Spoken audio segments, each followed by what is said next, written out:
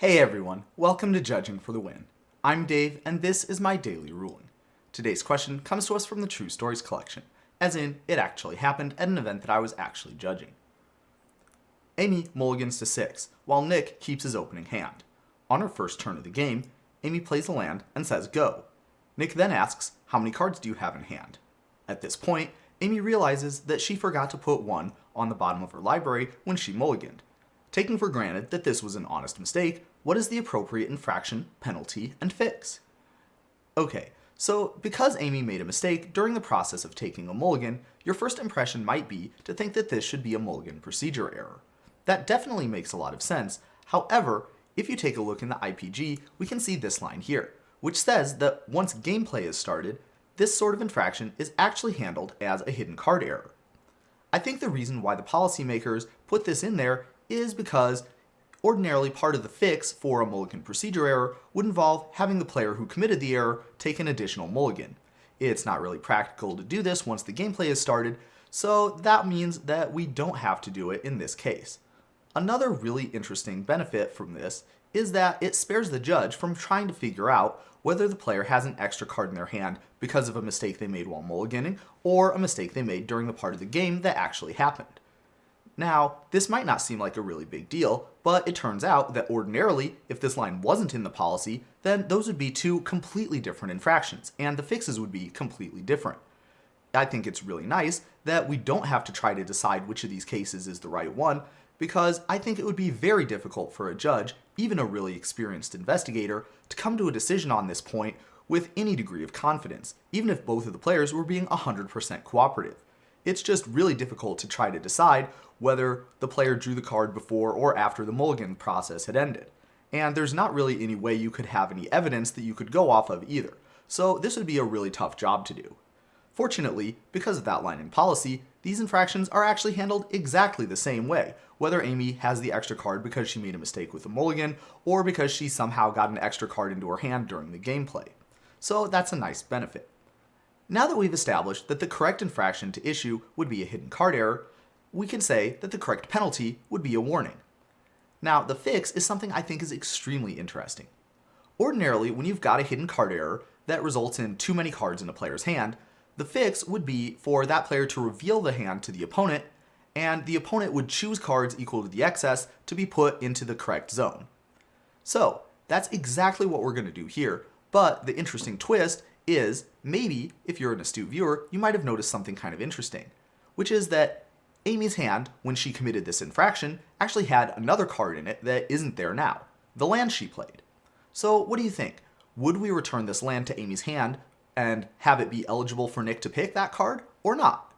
And for the answer to that, we'll take a look at this line in the IPG, which calls out pretty much the exact same circumstance that we have right now.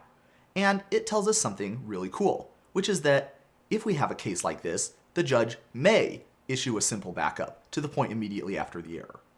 Now, the case that we have in this question is pretty much exactly called out in the line from the IPG, so we know that that line definitely is applicable, which means that we now have a choice between two different fixes that we could employ, both of which would be policy supported.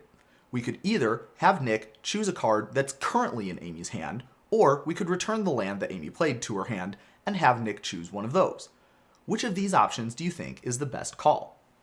Because policy has given us two alternatives, we need to use our understanding of philosophy to distinguish between them and decide which one is the better fit. So, what are the things that we should be looking for? Generally speaking, the philosophy of all infractions fixes is that we want to give the player who committed the error the lowest potential chance for abuse, but we also want to return the game to a state that's as close as we can possibly get to the point that it would have been if there was no error committed. So, bearing those two things in mind, that gives us some things to think about for trying to decide which alternative is going to be a better option. Let's first examine which one of these options would be best from the viewpoint of which one gets us closer to what the game state would have been if there was no error committed. And I think this one is pretty much a slam dunk in favor of having the land stay in play. I think that we can be pretty safely assured that if Amy played that land on her turn 1, that she was not going to put it on the bottom of her library. However, if we put that land into Amy's hand, then it's definitely eligible for Nick to pick that card to put on the bottom of Amy's library. Doing so would definitely change what the game would look like from the first turn, and in fact, it could also change a lot of the other turns too. It's pretty easy to imagine a situation where a player's hand goes from being perfectly reasonable to completely unplayable based on not having one of the lands available. So, with this being the case, I think that that's definitely the one that would be closest to the game state that would happen if Amy had not committed the error. Another important thing to notice is that at no point in the game did Amy make a play that wouldn't have been available to her if she would have taken all the actions legally. She never even had the opportunity to make such a play.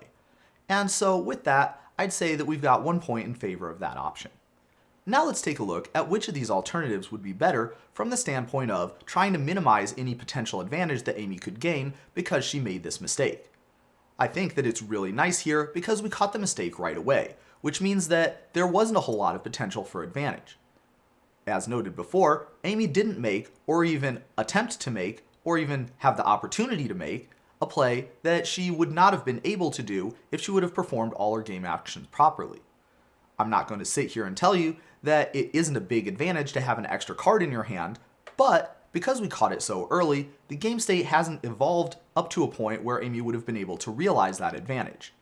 It would have been a little bit different if Amy had played something like a Mishra's Bauble or a Thoughtseize on turn 1, where she could have got some extra information about her opponent's deck, but as the case presented in the problem statement said, there really isn't any way that Amy could have gotten an advantage either way. So taking all of that into consideration, my opinion is that the alternative that gets us the best result would be if we leave the land in play and have Nick choose one of the cards that's currently in Amy's hand. I think this gets us closer to what the game state would have been if there was no error committed, and I think that the potential for abuse for Amy is about the same for either situation. I think this question is really cool because it kind of breaks the mold. A lot of the time when there's a policy-supported backup or rewind that we can do, that is going to get us closer to what the game state would be if there was no mistake. After all, we're backing up through the point where the mistake happened. However, this situation here, I think, is an exception to that rule. And one really nice thing about exceptions is that they get people to challenge their thinking. A lot of my colleagues that I presented this situation to immediately said that they thought the situation where you would return the land to your hand would be a better option. When I pressed them about this, their response was generally that it would get us closer to what the game state was if there was no error. However, after thinking about it for a little bit, many of my colleagues concluded that that was in fact not the case. Having an exception that challenges your assumptions is a really powerful tool to make sure you have a really core foundational understanding of what the philosophy behind our policies is, and that's a very important skill for judges to develop. Now, all of what I've just talked about is only applicable if we're talking about the situation at competitive rel.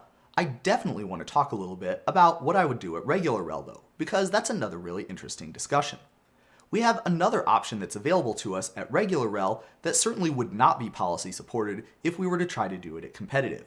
That being, we could just tell Amy that she can put a card on the bottom of her library right now. There's no backup or no anything else, and I can pretty confidently say that unless Amy played all 7 cards in her hand, we would be getting to exactly the game state that we would have gotten if Amy had not committed the mistake. So that's great. Another thing is that Amy's potential for abuse is again pretty much the same with all the other alternatives that we have available. So that's awesome too. Certainly I would be thinking a little bit differently if Amy's first turn had involved some other game actions, like for example activating a Mishra's Bauble or maybe playing a Thoughtseize. If Amy had some sort of extra ability to gather some information about her opponent's deck that would give her an advantage from getting to delay choosing which card she's putting on the bottom, well, yeah, I think that we're definitely dealing with a different situation. But based on the situation presented in the original problem statement, I would say that having Amy just put a card from her hand on the bottom of her library now would be a great way to go. And that's all I have for you today. How did you do? Join me again next time for another daily ruling, but until then, I hope you have a great day.